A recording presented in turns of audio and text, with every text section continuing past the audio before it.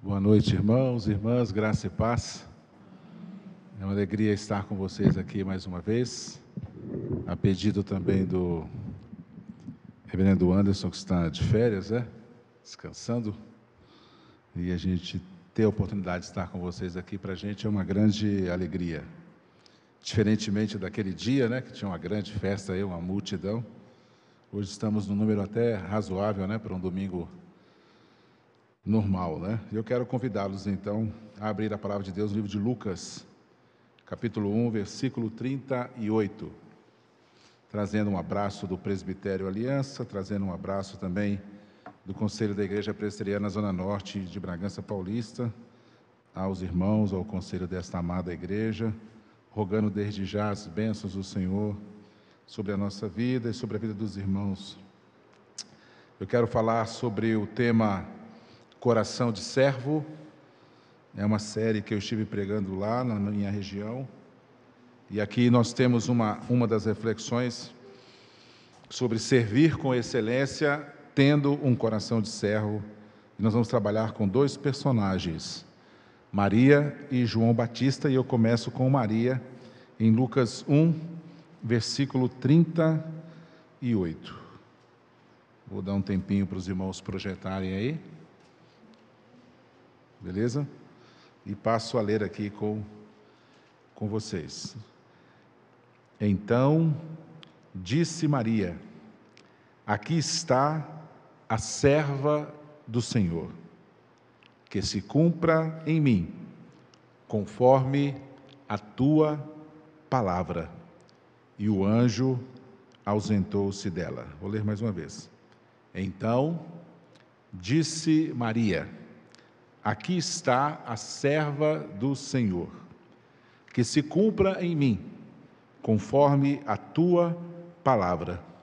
E o anjo se ausentou dela. Se você colocar a mão no seu coração, você vai ouvir ali um pulsar do coração, as batidas do coração, tum, tum, tum, não é assim? Às vezes você consegue sentir também aqui no pulso. É uma forma de você sentir também o trabalho do coração. E esse movimento em que o sangue traz o coração, bombeia oxigênio do pulmão para todo o corpo, através de todas as veias que nós temos, é chamado de sístole, quando ele envia esse sangue já oxigenado. E quando ele traz o sangue, sem oxigênio, é diástole. Então esse tum-tum é o trabalho do coração, levando sangue com oxigênio e trazendo sangue sem oxigênio. É assim que o nosso coração funciona o tempo todo, alimentando o nosso corpo com a oxigenação do sangue que passa pelo pulmão. Eu uma vez preguei sobre isso aí, para vocês terem uma ideia. A capacidade de bombeamento do coração é capaz de encher os 5 maiores cargueiros do mundo de sangue ao longo da nossa vida. É como se ele esvaziasse o nosso coração até 50 anos, 5 grandes cargueiros de sangue. É muita coisa. Essa maquinazinha que a gente tem aqui, ela é espetacular, ela é fantástica. E quando a gente vai falar aqui sobre servir com excelência, olhando por um coração de servo, como deve pulsar o coração do servo e da serva do Senhor, eu quero trazer aqui como primeiro pensamento para o nosso coração: o servo ou a serva do Senhor, ou o coração de servo ou o coração de serva, tem prazer na vontade do Senhor. Veja bem o que diz Maria, Aqui está a serva do Senhor, que se cumpre em mim conforme a tua palavra. É interessante porque a primeira expressão que ela usa é aqui está. É mais ou menos aquela palavra de Isaías, eis-me aqui.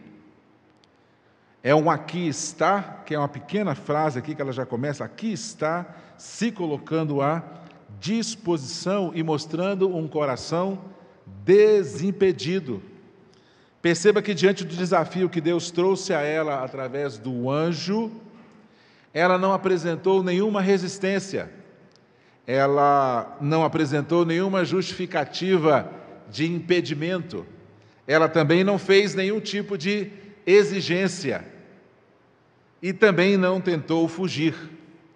Porque quando nós olhamos ao longo das Escrituras, várias pessoas que foram chamadas por Deus, às vezes apresentaram uma resistência, às vezes chegaram com justificativas, algumas fizeram exigências, e nós temos até o caso do profeta Jonas, que fugiu na direção oposta da vontade de Deus. No entanto, essa moça, aqui talvez com 14 anos, pouco menos, pouco mais, ao ouvir o propósito de Deus para a vida dela, ela simplesmente responde: aqui está a serva do Senhor. Quando Deus chama, por exemplo, Moisés, ele vai dizer: quem sou eu para ir? Êxodo 3:11, ele vai dizer em Êxodo 4:1, eles não irão acreditar em mim. Ele vai dizer em Êxodo 4:10, eu nunca fui eloquente. E em 4:13 ele vai dizer, envia outro no meu lugar. Então, por várias vezes, Moisés vai tentar o quê? Escapar ou fugir do compromisso e do chamado de Deus para a vida dele. No entanto, essa moça diz, aqui está a serva do Senhor. Quando Jeremias é chamado por Deus também, como alguns escritores dizem com 10 anos, outros dizem com 12 anos, também criança, ele vai dizer, Senhor, mas eu não passo de uma criança. Jeremias 1, versículo 6. Então ele olha para ele mesmo e diz, como é que eu vou fazer? Eu sou uma criança ainda. Se nós formos olhar, por exemplo, a experiência de Gideão, quando Deus resolve libertar Israel através de Gideão, Gideão vai fazer exigências, olha, eu vou colocar o novelo de lã, e se molhar por fora e não molhar o novelo, então eu vou. Aí no outro dia, molha por fora e o novelo está seco. Aí ele fala assim, não se ira o Senhor, mas se nessa noite estiver molhado o novelo e o entorno estiver seco, então eu vou. Ele faz 2 exigências antes de atender o chamado de Deus. Juízes capítulo 6, versículo 36 ao 40. E como eu disse, Jonas pega o caminho em direção opostas, ao invés de ir para Nínive, ele foge para Tarsis. Então, a primeira coisa que nós vemos num coração servo do Senhor, ou serva do Senhor, um coração de servo, ele está disposto.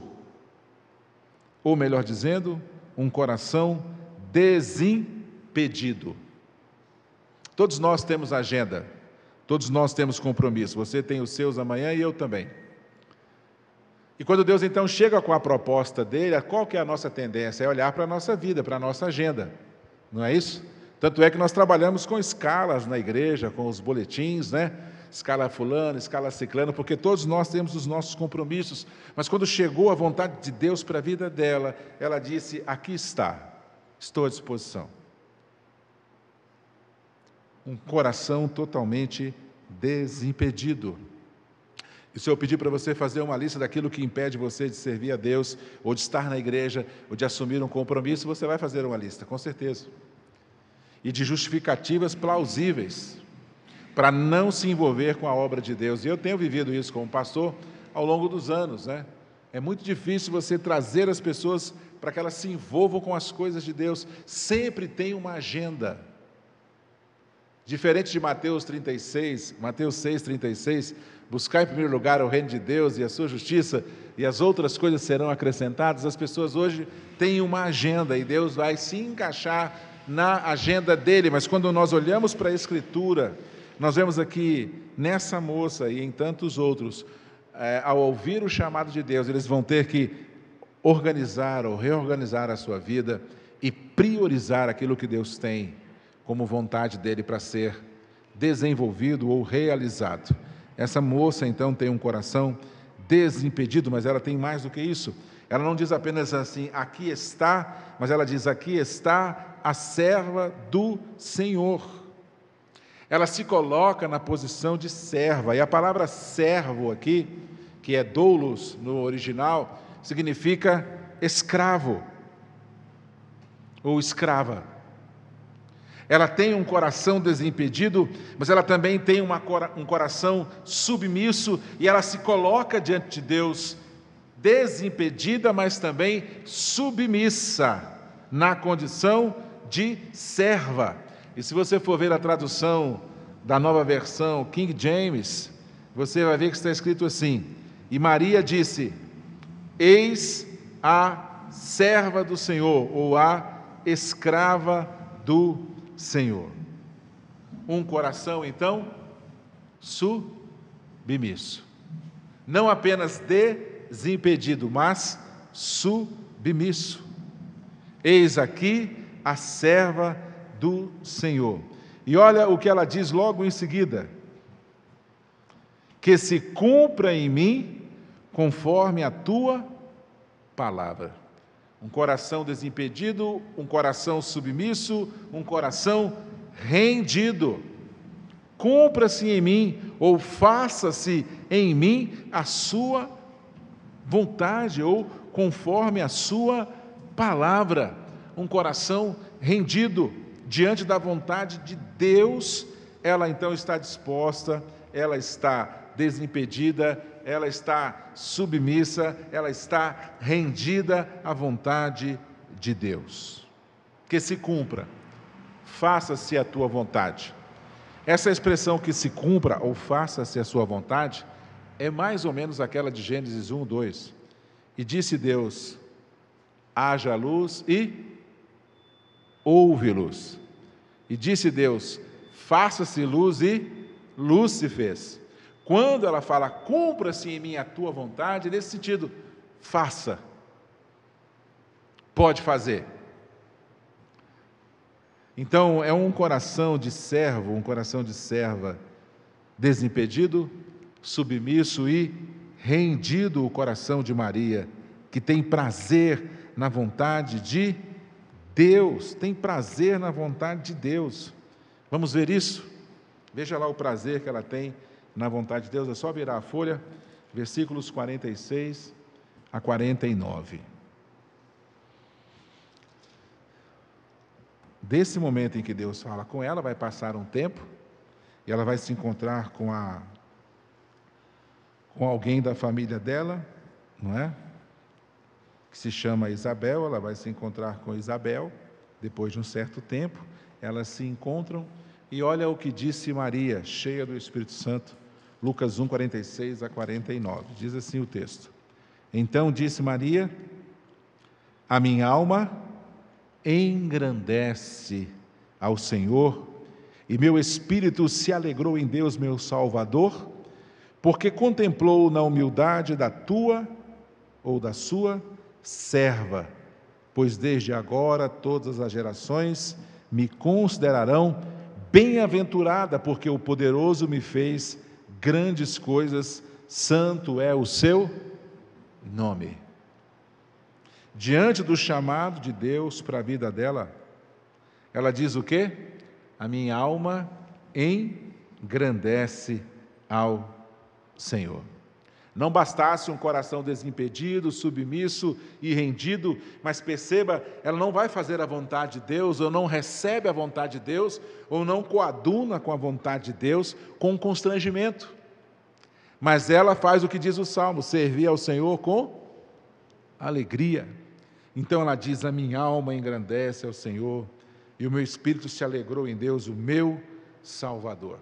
Ela não vê apenas Deus como o seu Senhor, mas ela vê Deus como o seu Salvador, e ela engrandece ao Senhor. Engrandecer aqui é colocar Deus num lugar mais elevado ainda. Ela já tinha Deus em consideração, correto? Na vida dela, até o dia em que Deus a escolheu. Quando Deus a escolhe para esse grande propósito na vida dela, ela o engrandece, ela dá a ele um lugar ainda mais do que especial.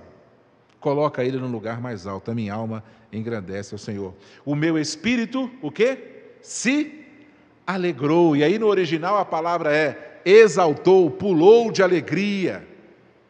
Então ela coloca o Senhor no lugar mais alto, engrandece ao Senhor, e ela se alegra em Deus, o seu Salvador. E nós temos aqui uma conjunção teológica, né? Do coração de serva, Senhor e Salvador. Ele é o meu Senhor e Salvador. eu o engrandeço e eu o adoro, eu me alegro nele, eu tenho prazer nele, eu pulo de alegria. Então ela tem prazer na vontade de Deus para a vida dela. E na tradução que diz aqui, versículo 48, porque contemplou na humildade da sua serva, a tradução aqui ela deixa a desejar. Na verdade diz assim o original, porque contemplou a insignificância da sua serva, porque contemplou a condição humilde da sua serva, porque contemplou o status inferior de sua serva, porque mesmo eu, sem ter mérito algum, na condição de escrava, o Senhor me escolheu para te servir.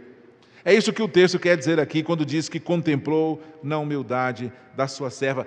Preste atenção nesse coração, um coração que tem prazer na vontade de Deus, está desimpedido, submisso e rendido, e tem prazer, ou seja, tem alegria, e coloca Deus no lugar mais alto, sabe que Ele é o Senhor, sabe que Ele é o Salvador, e se alegra e pula de alegria, e mais do que isso, não esquece a sua condição.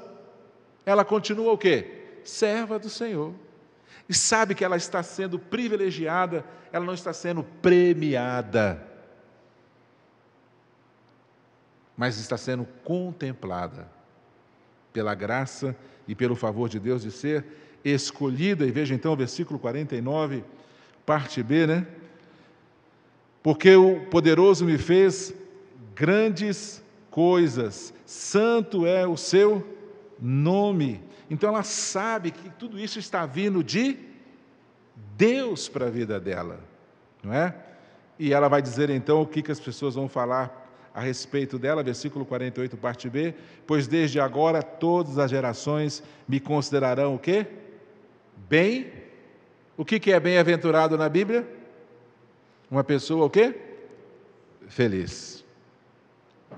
Que tem prazer nas coisas de Deus, na agenda de Deus, na vontade de Deus. Ela é uma moça escolhida por Deus, e ela responde ao chamado de Deus, demonstrando ter prazer na vontade de Deus que chegou para a vida dela. Coração desimpedido, submisso e rendido, e um coração que tem prazer, sabe que não merece, sabe que Ele é o Senhor, sabe que Ele é o Salvador, mais do que isso, sabe que ela não merece mesmo na condição em que ela está, e que agora todos dirão que ela é a mulher mais feliz do mundo.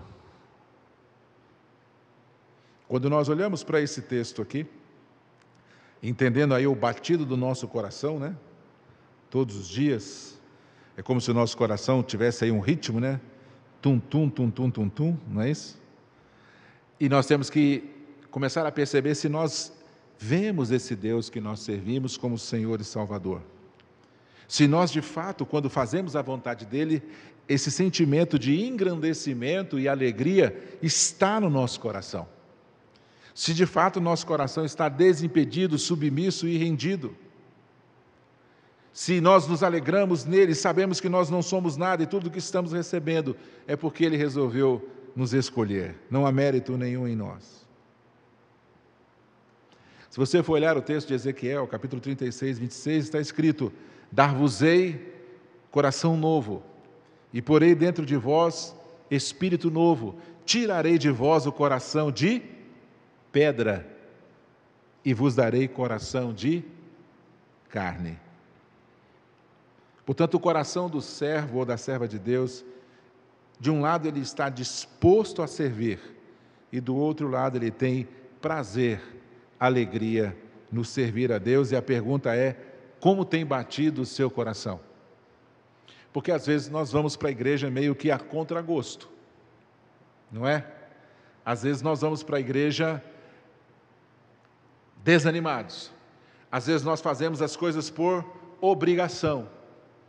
E isso é natural, isso acontece com a gente mesmo.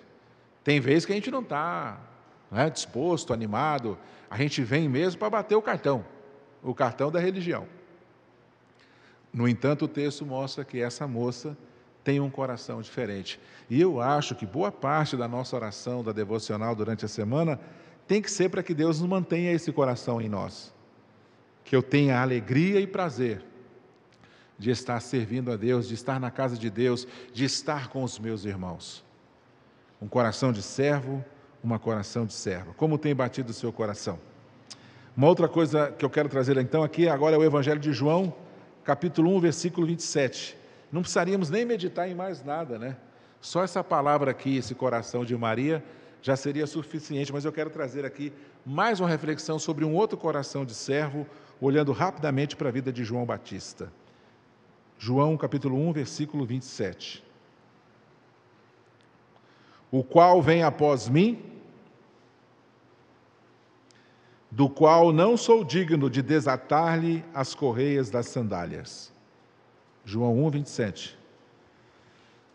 O qual vem após mim, ele fala de Jesus, do qual não sou digno de desatar as correias das sandálias.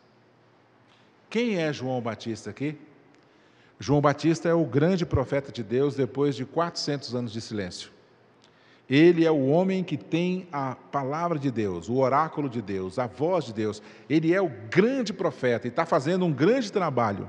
Em meio ao seu trabalho, ele anuncia a respeito de Jesus. E mesmo tendo um grande ministério e um grande destaque, depois de quase 400 anos, sem Deus estar falando através dos profetas, Deus começa a falar através da vida dele, há um reboliço em Israel. Em meio ao seu grande ministério, ele diz que o que vem após mim, eu não sou digno de desatar-lhes as correias das sandálias.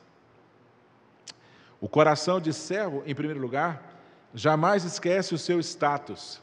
E veja aqui, não sou digno. Ele também foi chamado por Deus, ele também foi escolhido por Deus, ele também nasceu de forma espetacular, porque Isabel e Zacarias não podiam ter filho. Ele vem ao mundo por um milagre de Deus, é chamado para fazer a vontade de Deus. No entanto, quando ele olha para Jesus, anunciando a vida de Jesus, ele diz: não sou digno. Sendo ele o profeta de Deus que veio falar de Deus 400 anos depois, e segundo o próprio Jesus, que de todos os profetas não há profeta maior do que João Batista. E na condição dele, nesse momento do ministério dele, ele não esquece quem ele é. O coração de servo, além de ter prazer na vontade de Deus, como nós vimos ali na vida de Maria, o coração de servo busca a glória do Senhor. E como que ele busca a glória do Senhor? Deixando claro a sua indignidade. Eu não sou digno. Do quê? De desatar as correias das sandálias. Eu acho interessante aqui essa intenção de João Batista, além de falar que não é digno, ele dar um exemplo. Porque, na verdade, quem tirava as sandálias e quem lavava os pés eram os servos. Naquela época não tinha carro, certo? As pessoas andavam com o pé no chão. Não é isso? Então, como é que o pé ficava no final do dia? Razoavelmente cheio de poeira. Então, quando você chegava para hospedar ou para receber alguém, pedia-se uma bacia de água para o quê? Lavar os pés. Geralmente quem fazia isso eram os servos, se a pessoa tivesse posse. Mas se não era o servo, eram os filhos que faziam isso. Mas alguém tinha que fazer esse serviço, que é um serviço humilde. E João vai mais longe, ele diz: olha, eu não sou digno, e vou dizer para vocês do tamanho que eu não sou digno. Não sou digno nem de colocar as minhas mãos na tira das sandálias, porque é assim que está no original. Colocar as minhas mãos nas tiras da sandália daquele que está por vir, de Jesus Cristo. João não apenas diz que não é, mas ele dá um exemplo da sua indignidade, citando um exemplo muito comum naquela época, que é a função de servo. Um ato simples, pequeno, singelo, comum. Mas nem esse ato simples, pequeno, singelo e comum, João se achava na condição de fazê-lo. E aí quando você olha para uma frase como essa, e você vê o crente, né, que põe um terno, põe uma gravata, põe uma Bíblia, parece um galinho garnizé, que sai carcarejando com a crista levantada, né? Já viu isso aí, não? Tem muito crente assim, dando uma de importante, mas se você olhar para a Bíblia, João está se colocando abaixo do servo, do escravo. Eu sei quem Ele é que tem que ser glorificado, eu não sou digno. No auge do seu ministério ele diz, eu não sou digno, aquele que vem é maior do que eu não sou digno de colocar a mão na correia das sandálias dos seus pés. Então o coração de servo, ele busca a glória de Deus, deixando claro que não é digno, ele sabe da sua total incapacidade. Se você for para Apocalipse 4, versículo 11, está escrito assim, Tu és digno, Senhor, e Deus nosso, de receber a glória, a honra e o poder, porque todas as coisas Tu criastes, sim, por causa da Tua vontade, vieram a existir e foram criadas. Deus é digno de honra, glória e poder. Nós não somos dignos de nada. Mas às vezes nós achamos que somos importantes. Às vezes nós achamos que somos melhores. João Batista, o grande profeta, se coloca na posição de total indignidade e cita esse exemplo para deixar isso claro. Pode parecer assim meio chocante para nós, né? Mas se você for bem, João vai à frente. Ele vai à frente. Veja lá comigo. Evangelho de João, capítulo 3, versículo 30. Já estava bom o exemplo que ele deu aqui. Eu sou servo, eu não sou digno, nem de colocar a mão na correia das sandálias dele. Mas olha o que João vai falar no Evangelho de João, capítulo 3, versículo 30. O João Batista. Convém que ele cresça e que eu diminua. Já não estava baixinho lá? Já não estava pequenino lá já? Naquele primeiro exemplo já não estava assim? Mas é que depois daquele momento o ministério de Jesus começou a crescer e aí os seus discípulos correram para ele, olha, aquele homem que o Senhor batizou, que o Senhor falou que é o Cordeiro de Deus, que tira o pecado do mundo, o ministério dele está crescendo, o que você vai falar, o que você tem para dizer? Ele diz o quê? Convém que ele cresça e que eu diminua. O coração de servo não apenas sabe que não é digno, mas o coração de servo sabe que diminuir faz parte do servir. Vou repetir.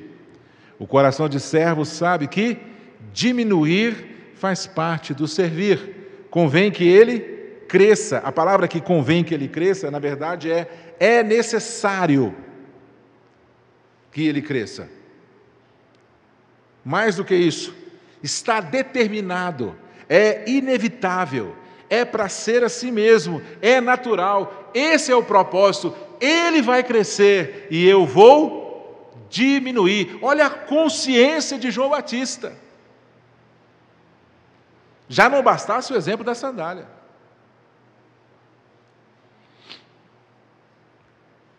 Eu quero que você entenda que esse diminuir aqui não torna João Batista inferior. Por quê? Porque nós já somos servos. Isso não nos torna inferior. Mas à medida que Jesus vai crescendo na nossa vida, o nosso eu vai ficando de que tamanho? Ele vai diminuindo, isso é natural, tem que ser assim. Convém que ele cresça e que eu diminua, que o ministério cresça e que eu diminua. Isso não é tornar-se inferior, não significa isso. Mas é Jesus que está o quê? Crescendo. Todo final de dia e início de manhã acontece isso. O que acontece quando o sol vai se pondo? Vão surgindo o quê? O brilho de quem? Das estrelas, não é isso? E até da lua, não é assim? Final de noite, aparece o céu estrelado. O que acontece de manhã, quando o sol retorna? E ele vem crescendo? O brilho das estrelas e da lua vai o quê? Diminuindo. E quando é sol mesmo, meio-dia, esse é o crescer de Deus. Consegue entender isso? A estrela deixou de ser estrela? Não. A lua deixou de ser lua? Não deixou, mas quem cresceu? Foi o sol. É isso que João Batista está dizendo aqui. Não é um diminuir num sentido narcisista de que eu tenho que me humilhar. Não precisa. A glória de Jesus é gloriosa, é poderosa, é maior. Não tem como a gente brilhar junto, entendeu não? É inevitável, é impossível. O ministério daquele que vem é muito maior. Não tem comparação com o meu ministério. Convém que ele cresça mesmo. É assim que tem que ser. E se você for ver à luz da Bíblia, João desaparece mesmo, e dali para frente o ministério é só o ministério de Jesus. A partir do batismo, João vai viver a experiência do eclipse ministerial, em que ele perde o seu brilho, porque ao lado dele está o Senhor. Os irmãos conseguem entender isso? Quando nós somos chamados para diminuir, nós não nos tornamos menor, mas na verdade a ideia de que Ele cresça é que Deus cresça na nossa vida ao longo dos anos. Eu já fui crente novo, já fui meio garnizezinho, sabe? Passei por essa experiência. Todo mundo é meio assim, se acha, não é verdade? Mas com o tempo você cresce, você amadurece e você vai vendo quem é Deus, como é que você se sente? E convém que Ele cresça mesmo, é assim que tem que ser. A glória é dele, o poder é dele, ele não divide a glória com ninguém, ele não aceita adoração de nada, de nenhuma imagem, de nada que possa representá-lo, porque não há como representá-lo. E João Batista, mesmo sendo chamado por Deus e tendo um grande ministério, além de dar o exemplo das sandálias, ele diz, não, é assim mesmo, ele vai crescer e eu vou eclipsar. Não tem como comparar o meu ministério com o sangue que será derramado na cruz do Calvário. Não tem como comparar o meu ministério porque ele vai ser o quê? Ressuscitado. Não tem como comparar o ministério porque o nome dele está acima de todo nome. Não tem jeito. Ele é o Filho de Deus, ele é o Messias, ele é o Senhor, eu já não sou. Não era digno nem de colocar a mão na correia da sandália e agora ele vai crescer e eu vou eclipsar. A Bíblia diz lá em Isaías 9:2, o povo que andava em trevas viu uma grande luz, e não era João Batista. Essa grande luz é Jesus. E os que habitavam sobre a região da sombra da morte resplandeceu-lhes a luz. E Malaquias capítulo 4, versículo 2, mas para vós outros que temeis o meu nome, nascerá o sol da justiça. Ele é o glorioso, Ele é o Senhor, Ele é o Todo-Poderoso. Perceba que Maria e João entendem quem é Deus, entendem o propósito de Deus, entendem o chamado de Deus, entendem a vontade de Deus. E os dois desenvolvendo um grande ministério aqui, que antecipa a chegada do Messias. Ela vai incubar a criança que vai nascer e vai cuidar dessa criança, e João Batista está anunciando a chegada do reino de Deus e do Messias. Dois grandes personagens que vão servir a Deus com um coração de servo. Ela tendo prazer em fazer a vontade de Deus com alegria, e ele tendo prazer em glorificar a Deus através da sua vida, fazendo o quê? O que ele faz? Ele simplesmente se apaga. Eu não sou digno de tocar na sandália dele, convém que ele cresça e eu diminua. Irmãos e irmãs, estamos vivendo dias difíceis e de um comportamento cristão evangélico que dá medo. Tem uns crentes aí capazes de matar pela bandeira errada, para você ter uma ideia. Quando nós olhamos para a Escritura, me parece que quanto mais perto eu estou de Deus, ou da vontade de Deus, eu tenho prazer nessa vontade de Deus, e menos eu vou me achando. E tudo que eu fizer deve apontar para Ele que é o Senhor. Ele é o Senhor. Ele merece a honra, o poder e a glória. Eu não sou nada, eu vou eclipsar. Basta olhar para a história da igreja. Todos passam. E às vezes nós carregamos no nosso coração uma soberba, um encantamento com as coisas da igreja. E tem até uns pastor bobo também, né, que se acha porque é pastor, não sei porquê, tem essa ideia besta na cabeça, né? O que nós precisamos é aprender com Maria e com João que a nossa função nessa vida é servir a Deus com humildade e com alegria. Entender que nós estamos aqui de passagem e, se a gente aprendeu alguma coisa, repartir e compartilhar isso. Entender mais do que isso, que se você é presidente de SAF, presidente de UPH, amanhã alguém vai te substituir. Então, perceba isso logo e passa o legado para frente. não é? Tudo tem um tempo. O meu tempo também vai passar, não vou pregar mais, vou ficar de boa. Então, a gente precisa entender isso e começar a perceber que o que vem pela frente, que é Jesus que vai voltar, isso é que é o mais importante. E nós não valorizarmos as coisas da igreja como se fosse patente de exército, né? Tem pessoa que não consegue entender que nenhum de nós estamos aqui porque somos bons. Pelo contrário, estamos aqui porque somos pecadores. E Ele nos tirou do pecado e nos trouxe para a sua presença, não para que a gente apareça, mas para que Ele seja glorificado através do nosso testemunho. E às vezes no seu ambiente de trabalho as pessoas não veem que você é um cristão por causa da soberba, da altivez, por causa da falta do senso que nós temos que ter, que estamos aqui para servir e não para ser servido. E quando eu olho para esses dois personagens e eu tento olhar para encaixar a minha vida, eu vejo quanta coisa eu preciso mudar para melhorar, para ver se no final da minha vida, quando eu estacionar lá naquele condomínio, sabe aquele condomínio de 2 por 1? Todo mundo vai para o condomínio, fica tranquilo, né? Todo mundo vai, mas aquele condomínio de 2 por 1, para que quando eu chegar lá, pelo menos eu tenha aprendido a lição que essas pessoas aprenderam tão rápido. Servir a Deus com alegria, ter prazer nas coisas de Deus e fazer tudo para a glória dEle. Nós não somos melhores do que ninguém. João, aqui no auge do seu ministério, ele faz essas declarações e esses apontamentos que não traz nenhum tipo de questionamento. Ele entende que deve ser assim. A pergunta que eu quero fazer para você é se Jesus parou de crescer aí.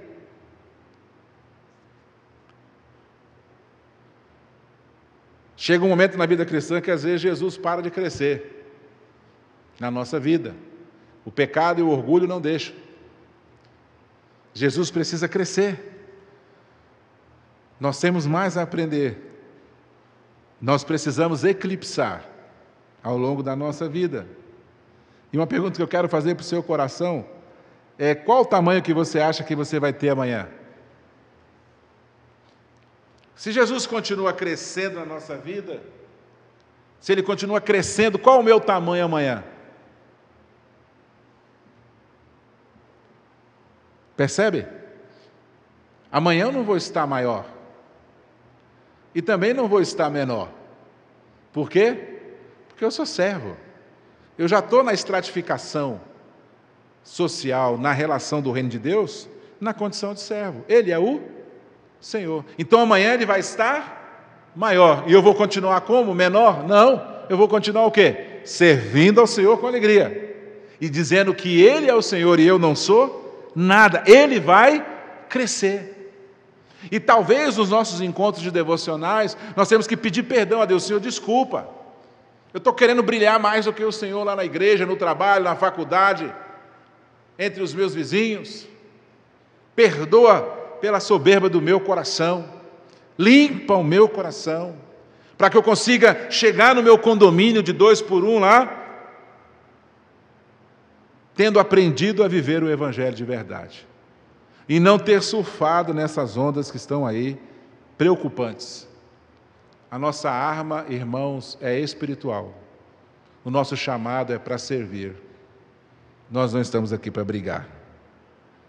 Eu termino dizendo para você que o meu coração e o seu coração precisa ser alvo da graça de Deus.